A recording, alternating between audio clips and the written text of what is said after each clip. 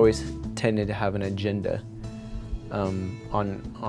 for myself. I didn't necessarily want to hear her side of things.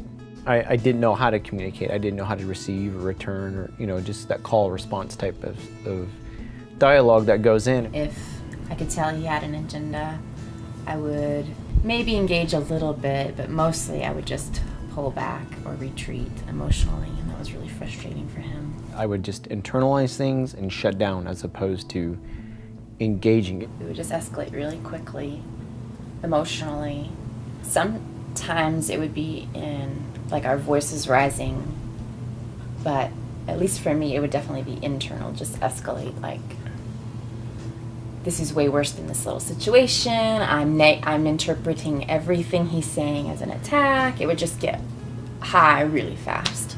Yeah, generally escalation would be, the primary go-to, and blaming and finger pointing, and it definitely wasn't God honoring. We didn't know how to open up, talk, dialogue, communicate, listen, all those things that Pledge offers in a healthy, communicative way.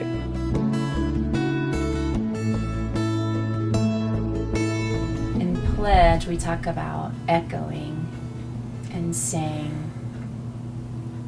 okay, I feel like this is what you're saying, and making sure that you're hearing it correctly. That was not automatic for me. I thought I knew what was being communicated, and it was bad. Instead of, okay, let me check and see if this is what you're saying. He can kind of put his fists down because I've heard him, and he feels heard, and he can kind of relax and say, thank you. Now tell me how this affects you. And so we just, like he was saying, we didn't have any tools for that.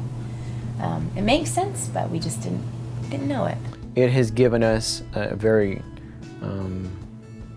open form of communication that was non-existent probably for the most part in our initial 10 years of marriage. I think a thing that it's really given me, and something we both have worked on, is perspective. That was for some reason that was a light bulb moment for me, that she has something to say and I need to engage that. I think the two main ones for me would be listening and echoing. It's actively engaging them and hearing what they have to say, because 99% of the time it's coming from their heart.